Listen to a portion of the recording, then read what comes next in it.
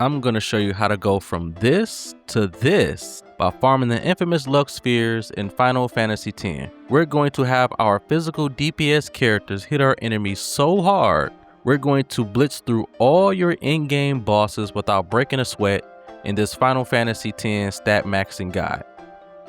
Before we begin our luck farming, make sure your characters have decent strength and defense. Our enemies are the Greater Sphere and the Earth Eater, who are some of the most diabolical bosses located in the monster arena.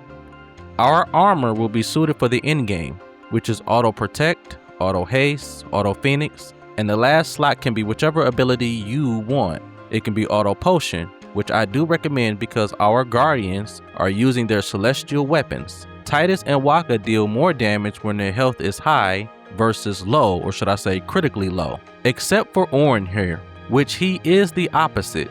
He'll do way more damage as his health gets low. So the lower it gets, the more destruction he'll cause. So our key players are Titus, Waka, and whoever you want, as long as they're strong enough to deal either high damage or withstand damage. The final thing you absolutely need, homie, is very important, and that is the Comrade Overdrive mode. You can also use the Avenger Overdrive mode. You're going to take heavy damage and you want to utilize this mode in the upcoming boss fights. Our first enemy we're destroying is the Greater Sphere. He is our main source for luck farming. Greater Sphere has 1.5 million HP and can absorb holy magic. He is also immune to Power Break, Magic Break, Armor Break, and Mental Break. To defeat the Greater Sphere as fast as possible, we're going to utilize the Comrade mode, which charges the gauge whenever your allies take damage. What you want to do is survive its hydraulic press, which targets the entire party. This is why having defense is important. Do not, homie, and I repeat, do not attack the Greater Sphere with a basic attack, as he will counter with a devastating spell called Ultima.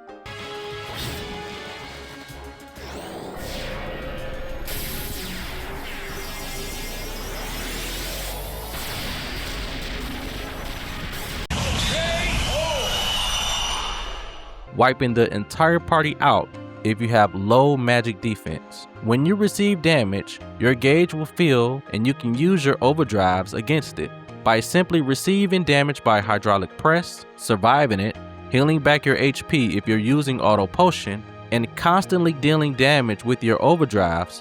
You will conquer the Greater Sphere with ease, landing you 2 luck spheres if you can overkill it. Now, if you are defeating this enemy and you are thinking it's ease, this is just the beginning, because next the Earth Eater is the main reason farming luck can be frustrating at times. But don't worry about it, homie.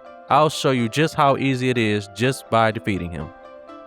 Earth Eater has a whopping 1.3 million HP. So he does have fewer HP than the Greater Sphere. However, he is far more devastating than your boy. First, he uses a technique called Megaton Punch, which he does on his own turn, and he can counter with and cause instant death. And I mean instant death.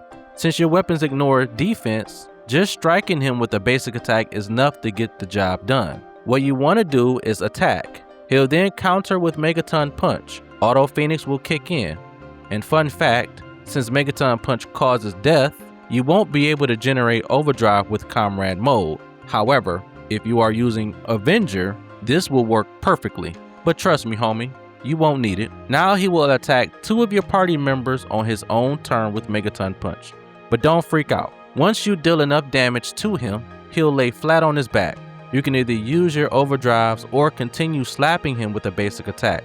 He will counter this time using Flare, causing you to gain overdrive from his flare attacks. Just continue to deal enough damage, and then before you know it, he'll be sent to the far plane with the rest of the fiends in the game, earning you 2 fortune spheres if you are able to overkill him. This is what is needed to activate your luck spheres that you earned against the Greater Sphere. Now hop into the sphere grid, add your plus luck sphere, and activate it with fortune. By doing this, you can easily have your characters deal critical hits all the time. But hold up, homie. There is a major question you need to answer. How much luck do you need? 170 is the answer, as you constantly deal critical hits always. You don't need to have 255 maximum unless you are a completionist and want to see that number full. And that's all there is to it, homie. Farm and luck, along with fortune spheres, can be one of the most frustrating farming strategies in the game, simply due to Earth Eater's mechanics. Just remember, you don't need 255 max luck to deal critical hits. Only 170 will be just fine for your in-game challenges. If this stat maxing guide helped you out, do a brother a favor and like, comment, and subscribe for more Final Fantasy X content and other RPG guides on the channel. This is Retro from the Retro Era. Peace out. Happy farming, happy gaming.